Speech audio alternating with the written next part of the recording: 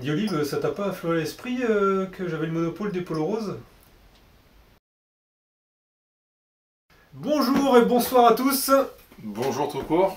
Je suis en compagnie d'Olive, comme d'habitude. Et Mathieu, qu'on présente plus, Euh, vu que c'est ta chaîne. Hein. c'est ça. Écoutez, c'est toujours un plaisir en tout cas de vous retrouver pour un nouvel épisode. Des apéroutis. Ce mois-ci, le thème c'est les affleureuses. Alors, Attends, présente-nous l'alcool aussi. donc nous avons aujourd'hui, parce que finalement j'ai l'impression que c'est ça qui vous intéresse plus comme thème qu'autre chose, C'est exactement c'est ça. un petit rhum arrangé avec des feuilles de menthe. Donc simplement, vous trempez des feuilles de menthe dans du rhum blanc, un petit peu de sucre de canne et ça vous fait un petit truc liquoreux. C'est une production artisanale. Production artisanale. Avec la menthe du jardin.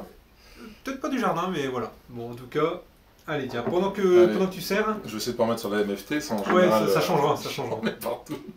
Donc aujourd'hui, les affleureuses. On avait déjà fait un apérouti sur les défonceuses où je crois qu'on avait affleuré le sujet des affleureuses. Quel humour. Et on va refaire ici un thème un petit peu plus spécifique puisque depuis Olive, lui, a investi dans le modèle DeWalt et puis moi j'ai eu beaucoup plus l'occasion de tester la mienne que je venais, je pense, juste d'avoir quand on a fait le premier apérouti. Bon, Ouais, tiens. il a déjà tout vu. C'est faux. On Et la sent, bien, vôtre on sent bien la menthe. Hein. Hein, il est bon. Ouais, très bon. Alors du coup, les affleureuses. On va commencer tout de suite par quelle est la grosse différence entre une défonceuse et une affleureuse. Alors, Ouais, c'est une super idée, vas-y. l'affleureuse, ça sert à affleurer, oui merci. En gros, l'affleureuse, c'est vraiment à la base prévu pour faire un petit chanfrein de type quart de rond ou de type 45 degrés autour d'un plateau, etc. En gros, c'est vraiment des petites actions à la volée. On peut quand même se servir de fraise droite pour faire une petite rainure, etc. Mais ça reste des petites machines. L'intérêt, il est quoi? C'est dans la maniabilité, parce que c'est quelque chose de ultra léger qui se tient à une main, et du coup c'est beaucoup plus pratique que la grosse défonceuse où des fois on est un petit peu en porte-à-faux quand on veut travailler juste sur une tranche. C'est ça. C'est d'ailleurs, principalement, voilà, quand on est en plein panneau, c'est pas gênant, la défonceuse repose bien sur l'ensemble. Là, quand on est ici, juste en bord, on a le tendance d'avoir la semelle qui bascule. Avec ces petites machines, c'est très très pratique à ce niveau-là. D'ailleurs, on va dire que c'est le but principal de ces machines, c'est de faire finalement de la reprise de champ, reprise d'angle. C'est ça, reprise de champ, ou après de la... comment je pourrais dire, quand on... Du chanfrein. Ouais, où on les voit aussi pas mal, par exemple, pour ceux qui ont la Contouro, la plaqueuse de champ Festool, ou n'importe quelle plaqueuse de champ, pour affleurer après. pour venir après affleurer, donc avec une fraise à affleurer, justement, comme son indique, donc c'est-à-dire vous avez le tranchant, puis le roulement qui est en bas, pour venir vraiment ajuster votre champ. Donc c'est vraiment, encore une fois, toutes des actions qui sont faites quasiment sur les champs, Ouais. en tout cas des éléments que vous allez devoir défoncer. Alors par rapport aux différences entre les défonceuses et les affleureuses, donc on l'a vu, on est sur un encombrement beaucoup plus réduit, hein, une prise de main qui se fait avec une seule main. Alors après c'est vraiment des machines différentes, notamment en termes de puissance. On est sur des puissances limitées sur les affleureuses. Là, sur les modèles qu'on a, toi tu es sur une 600 watts Ouais. sur la Bosch, on le présentera après. Et la DeWalt, c'est une 900 watts. Qui est déjà assez grosse C'est finalement. déjà pour assez l'affleureuse. grosse, mais ça correspond finalement au minimum des défonceuses, on va dire, Ouais. de bonne qualité. Alors La sur les Festool 1010 c'est à 1000 watts, si je dis pas de bêtises. Ouais. 1400 pour celle que j'ai, et toi tu as la 2002, 2200 watts. Donc on est vraiment sur des machines qui ne sont pas des défonceuses, ça se met pas sous table.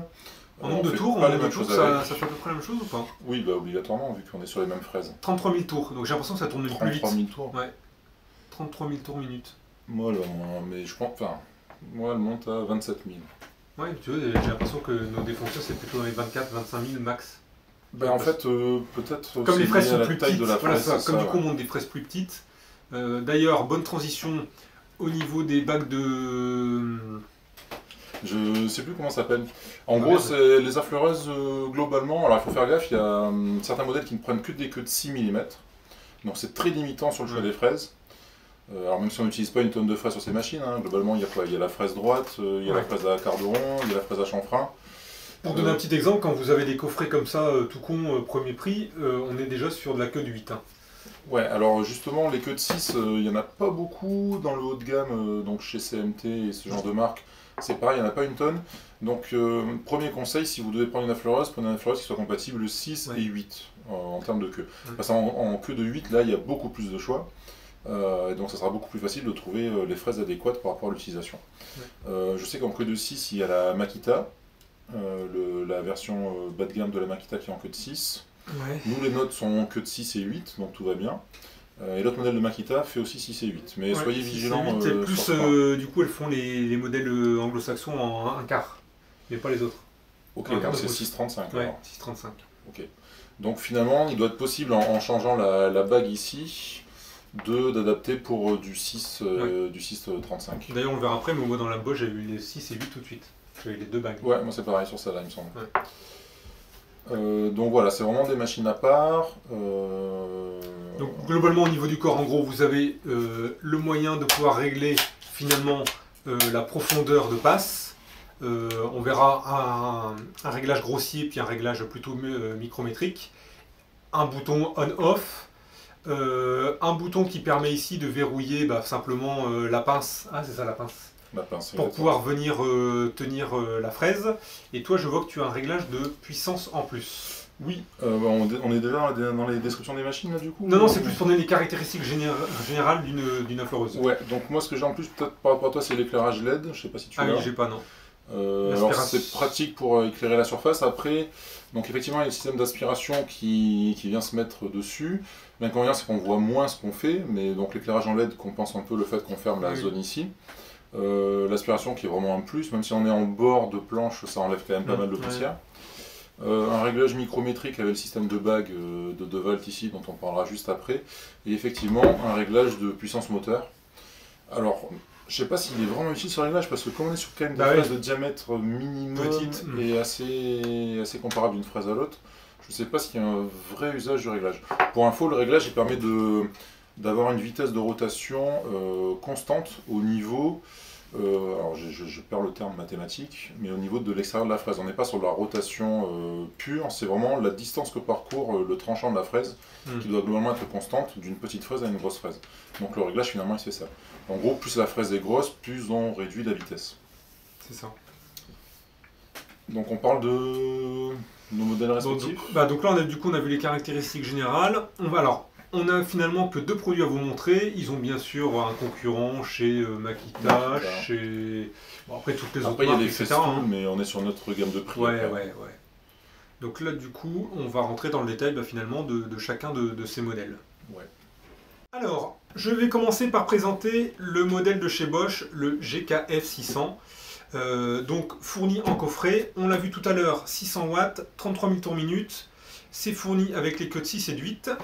Et en l'occurrence, dans ce kit, on a un espèce de guide parallèle et puis un guide pour faire finalement, quand on a des bagues, par exemple sur des fraises droites sur lesquelles on n'a pas le roulement, on peut simuler une bague à affleurer, une bague à copier grâce à ce petit système. Je vous montrerai juste après.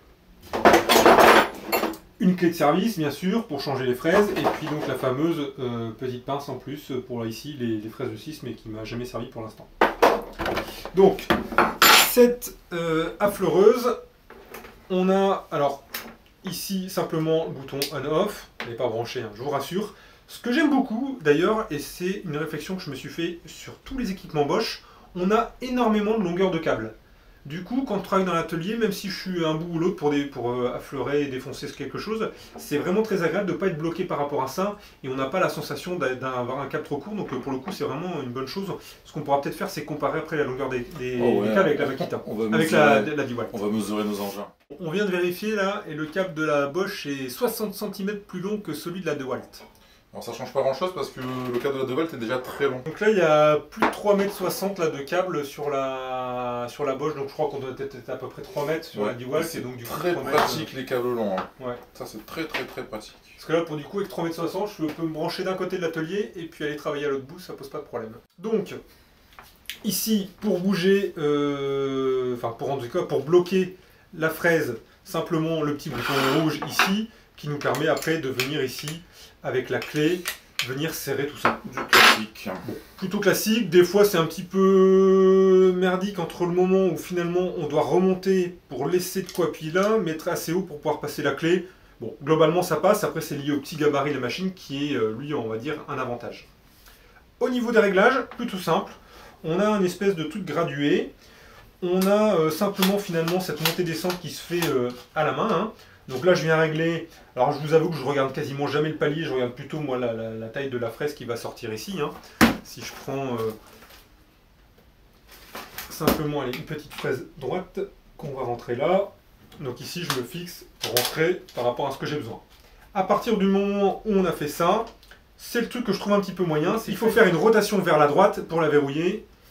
Donc là vous avez entendu le clac et du coup à partir de ce moment là je ne peux plus la bouger. Resécurité en plus, je referme ici en plus à ce niveau là. Et là du coup je suis sûr que ça ne va pas bouger. Avant de refermer, même si je suis passé en verrouillé, si je veux finalement faire un petit réglage micrométrique, je me rends compte que finalement faire une rotation de cette petite molette me permet de bouger de 1,25 mm. Ce qui correspond à 3/64e pouces. Hein. C'est pratique. Donc, ça. voilà. Donc ça permet ici de peut-être juste réajuster. Et après, simplement, je reviens verrouiller. Derrière, je suis bon par rapport à ça. Le système de verrouillage, là, je ne le trouve pas dingo. Le fait de tourner sur le côté, bah, des fois, on a tendance à finalement rebouger en hauteur. Est-ce que tu sais facilement l'enlever, cette partie-là? Tout à fait.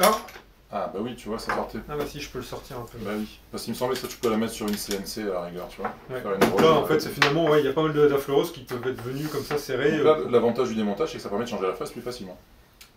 Oui, c'est pas faux. Oui. Après, est-ce que c'est chiant à remettre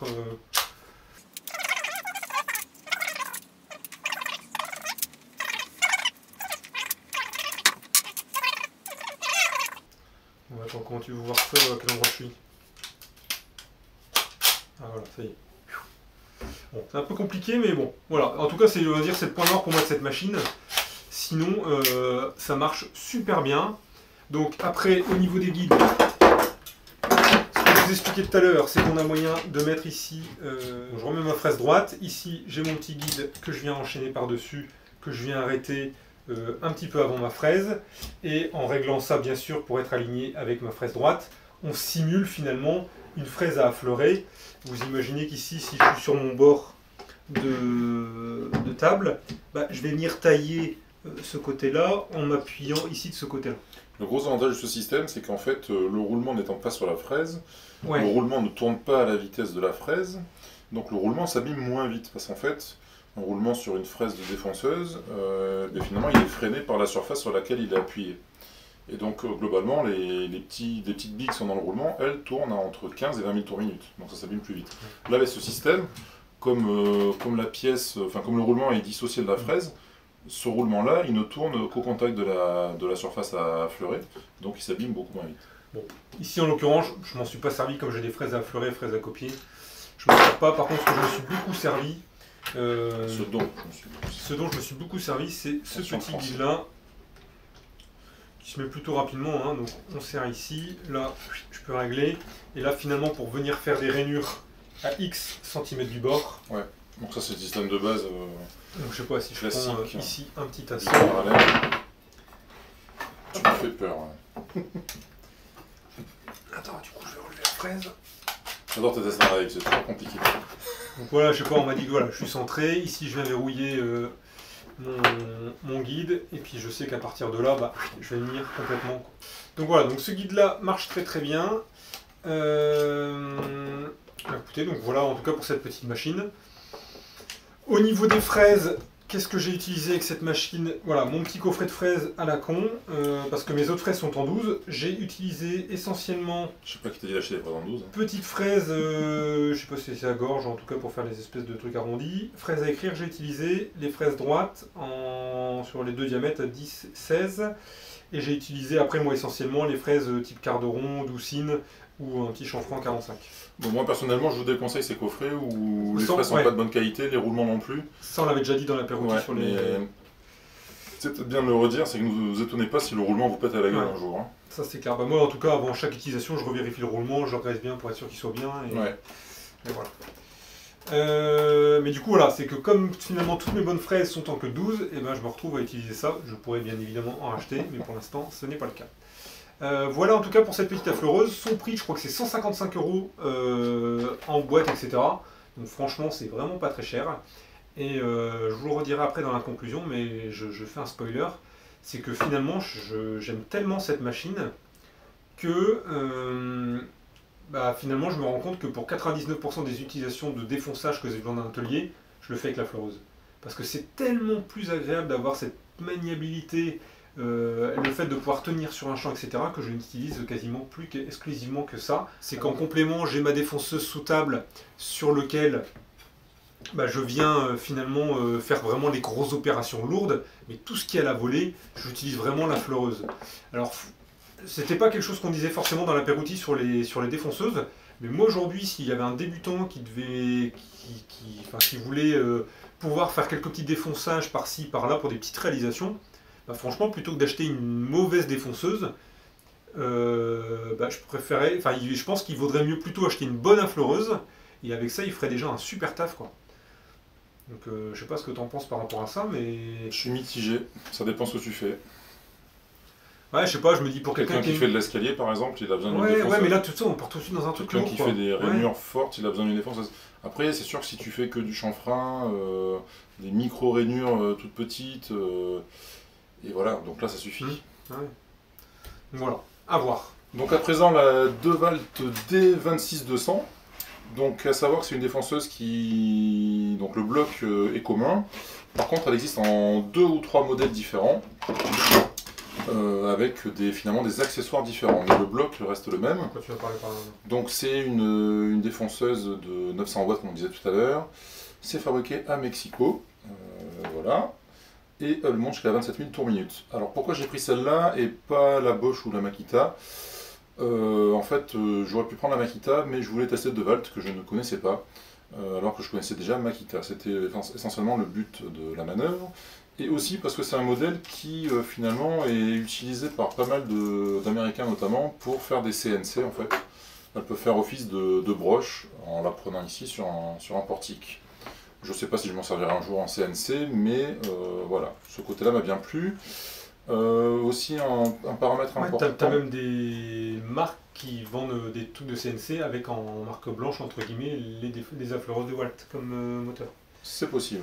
Alors j'avais jamais démonté ça, en fait c'est compliqué à remettre, voilà. Une raison pour laquelle j'ai pris aussi, c'est qu'en fait elle a un système d'aspiration, et ça j'avoue, j'aime pas trop la poussière. C'est quand même pas mal de pouvoir affleurer en minimisant la poussière, sachant que l'affleurage c'est la méthode qui génère finalement le plus de poussière parce que la captation est plus compliquée. C'est vrai que j'en ai pas parlé sur mon modèle, mais moi ce qui me manque là-dessus, c'est l'aspiration. Voilà, donc là l'aspiration, il est d'origine avec celle-là. C'est ce petit système finalement qui vient se visser sur la base. Alors comme je disais en intro, ça permet de moins voir la surface de travail. En fait, quand on affleure, la seule partie où on peut voir, c'est la vitre qui est devant. Donc c'est un peu moins pratique pour voir. Par contre, les LED de la machine font que on a une surface qui est globalement éclairée. Un tuyau festool va dessus, il est un peu dur à rentrer, c'est un peu la complexité. Par contre, après l'aspiration est vraiment sympa, la captation est plutôt efficace. Alors, donc, de quoi est constituée la fleureuse? Donc d'une molette de réglage, donc ça c'est en fonction du diamètre de fraise que vous mettez. Elle a également une régulation électronique, ce qui signifie qu'elle adapte la vitesse en fonction de l'avance dans le bois, donc ce qui permet d'avoir une vitesse normalement constante, qu'elle force ou qu'elle force pas. Ça c'est pour éviter tout ce qui est brûlure et finalement des à-coups au niveau de l'affleurage. Un défaut, l'interrupteur. Je trouve qu'il est pas très pratique à manœuvrer quand on est pressé. Là, quand on la tient d'une main, parfois j'avoue que je galère un peu à l'actionner. C'est un interrupteur protégé par une coque en plastique, mais ça rend son usage pas super pratique. Donc là après le système de blocage de la pince comme du standard en fait, du coup, ça change rien. Tu es obligé de l'enlever en fait complètement pour pouvoir la mettre la fraise. Oui, tout à fait. Bah oui, parce que là c'est fermé. Après en même temps ça se fait super vite quand on a compris le coup.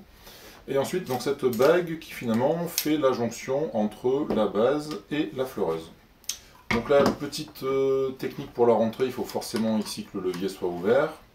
Et surtout qu'on synchronise bien entre la fente sur la machine ici et là et le petit ergot qui dépasse là. Donc au début j'avoue que les premiers temps on galère un peu parce qu'on n'est pas en face. Après, une fois qu'on l'a trouvé, ça va super vite. Et finalement, donc on l'a vu là, la base vient se clipser avec ce système-là. Donc là, la hauteur se règle ainsi. Petite technique quand on règle une hauteur avec cette affleureuse, c'est là on voit qu'il y a du jeu. Donc il ne faut pas la régler la tête en bas forcément, parce que sinon ça va jouer sur la hauteur. Donc toujours la régler dans ce sens-là, où le poids de la défonceuse fait qu'on est sur le bon positionnement en termes de hauteur. Et après, le réglage se fait par la bague, avec ici un système finalement qui permet de régler très précisément, parce que 1 mm est finalement schématisé par un bon centimètre et demi. Donc globalement on a une bonne précision quand même. Alors c'est pas au quart de poil, hein, mais on fait du 0,1 sans souci en termes de réglage. Et une fois que le réglage est fait, verrouillage par la poignée ici. Donc super pratique, super rapide. Un réglage prend vraiment 2 secondes. Il n'y a pas 36 trucs à régler, ça c'est vraiment, vraiment top. C'est clair que le réglage a l'air quand même bien mieux que la mienne. C'est très rapide, et surtout après, une fois que c'est fini, tu as besoin de changer ta bague. Voilà, en 2 secondes tu la sors. Par contre, si tu reviens, tu perds ton réglage. Alors aussi, ouais. Oui, tu as forcément perdu ton réglage, mais en général quand tu la sors c'est pour changer de fraise, donc le réglage, tu n'en as un peu plus rien à faire. Et après, dès qu'on est en face, c'est fait, ça prend 2 secondes et c'est en place. Ça, je trouve ça top, ce système très rapide. Alors comme en plus elle est réglée, elle est vendue avec d'autres bases dans d'autres kits, ça permet de changer très rapidement.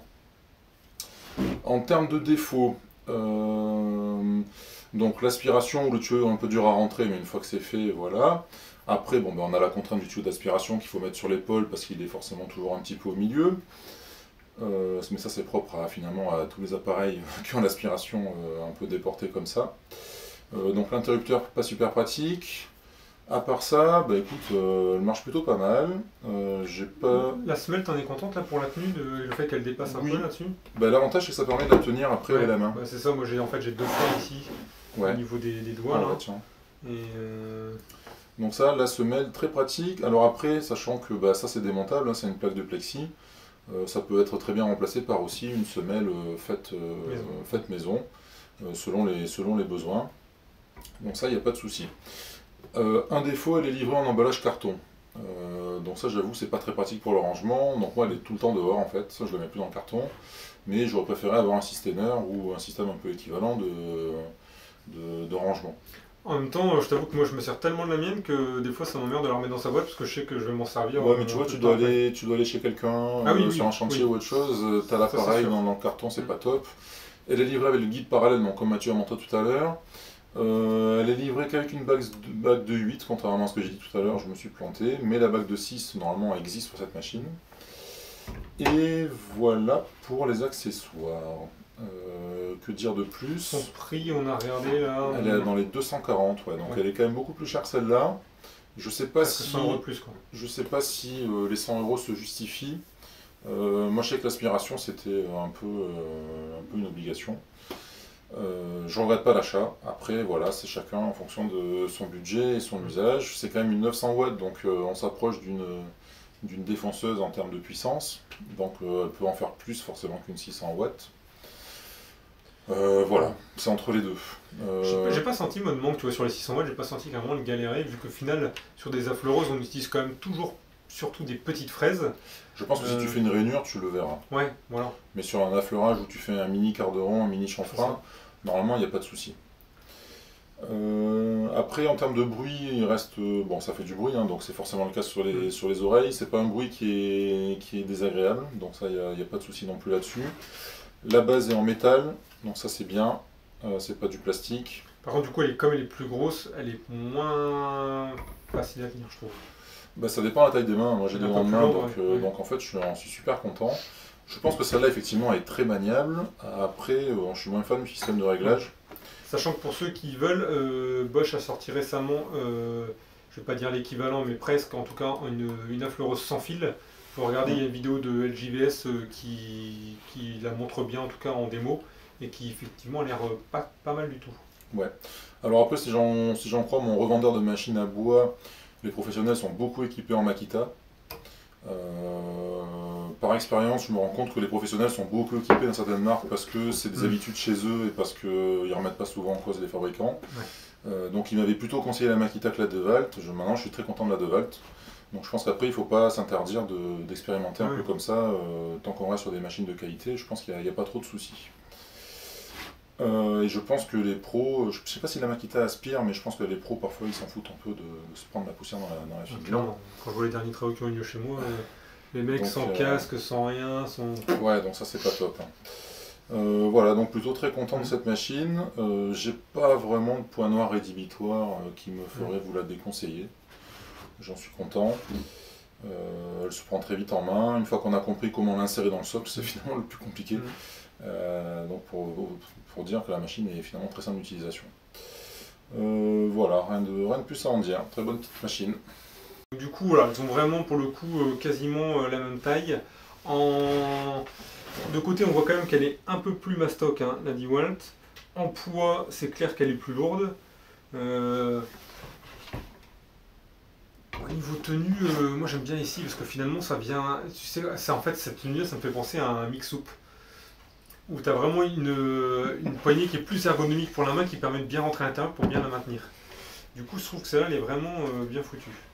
Après, le fait que le cap soit par le haut, c'est peut-être pas une mauvaise idée là que ici finalement sur le côté pour être sûr de ne pas être emmerdé dans le passage. Ça c'est peut-être pas mal. Après, pour le reste, voilà. Et après les goûts et les couleurs. Oui, c'est ça. Si vous aimez le bleu, si vous aimez le jaune, ben voilà, choisissez. Ouais. En tout cas, en termes de qualité, RAS, quoi. Ouais. C'est le plus important quand même. Après, effectivement, l'appréhension, ça dépend de chacun. Les petites mains préféreront la Bosch, les grandes mains préféreront la DeWalt. Qu'il y ait un demi-kilo de plus ou pas, finalement, enfin, moi, ça me gêne pas trop. Oui, puis après, encore une fois, tout dépend de l'utilisation qu'il fait derrière. Bah, globalement, on fait la même chose avec. Hein. Ouais. C'est de l'affleurage, quoi. C'est pour ça que du coup, moi, sur ce que je vais faire, vraiment, en taille, en machin, c'était vraiment impeccable. Alors bon, bah, du coup on n'a que 2 modèles à vous montrer, il en existe bien évidemment d'autres. Dans tous les cas, finalement sur les affleureuses, il n'y a pas non plus énormément d'écart. Vraiment le point le plus important à regarder, c'est vraiment la facilité finalement de montée-descente et de réglage micrométrique qui va être vraiment quasiment l'élément le plus important.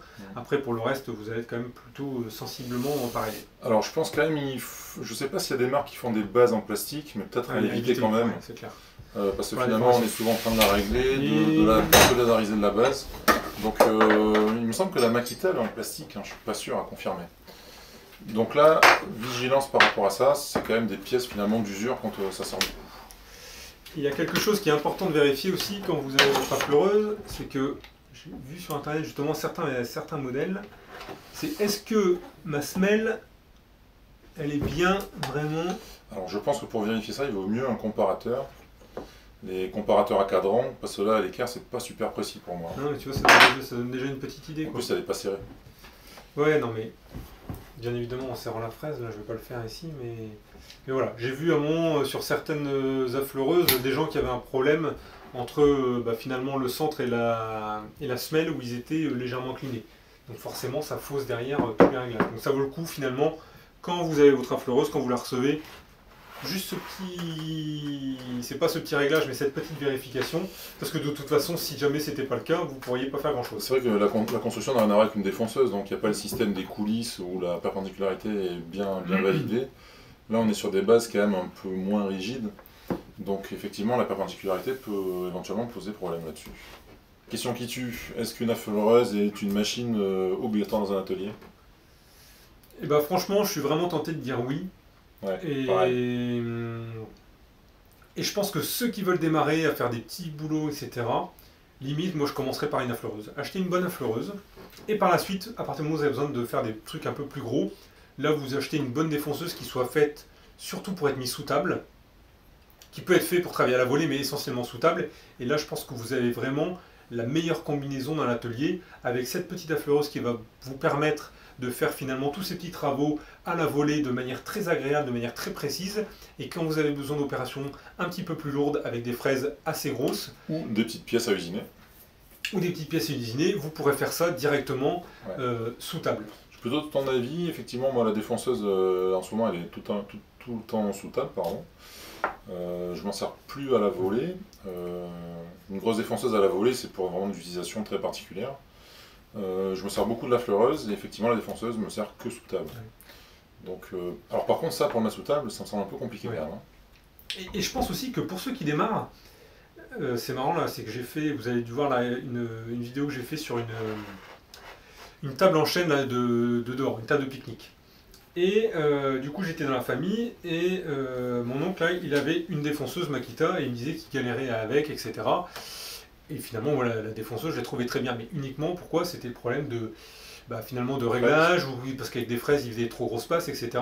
Et donc je pense que finalement la défonceuse c'est quand même un outil sur lequel il faut prendre du temps pour l'appréhender, parce qu'il y a quand même pas mal de réglages entre les profondeurs de fraises, etc., les bagues de copiage, etc. Il y a quand même beaucoup de choses.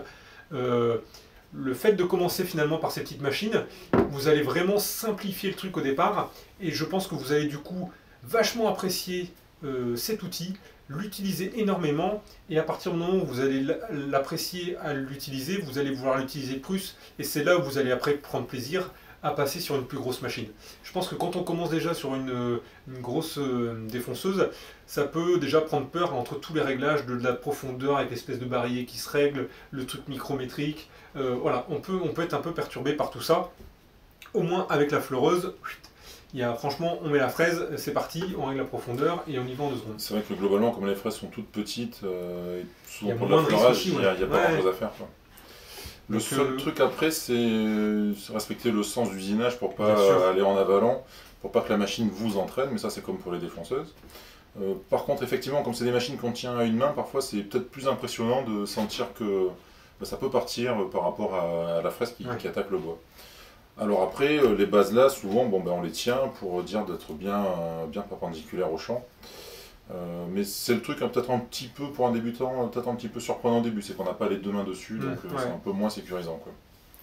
Mais là pour le coup, moi si c'était à refaire demain, entre guillemets, si je me mettais à bricoler, j'achèterais plutôt ça en priorité. Alors du coup, pas une affleureuse merdique, hein, mais une bonne affleureuse, pour bien prendre plaisir avec tout ça. De toute façon, pour les petits jobs qu'il y a à faire au départ, juste une petite rainure, juste un petit chanfrein, juste un petit quart de rond, c'est très bien. Et puis après, une fraise à écrire, vous voulez vous amuser comme ça pour les enfants, à faire, je sais pas, un écriteau pour une porte ou je sais pas quoi. Ça, la défonceuse, c'est plus compliqué.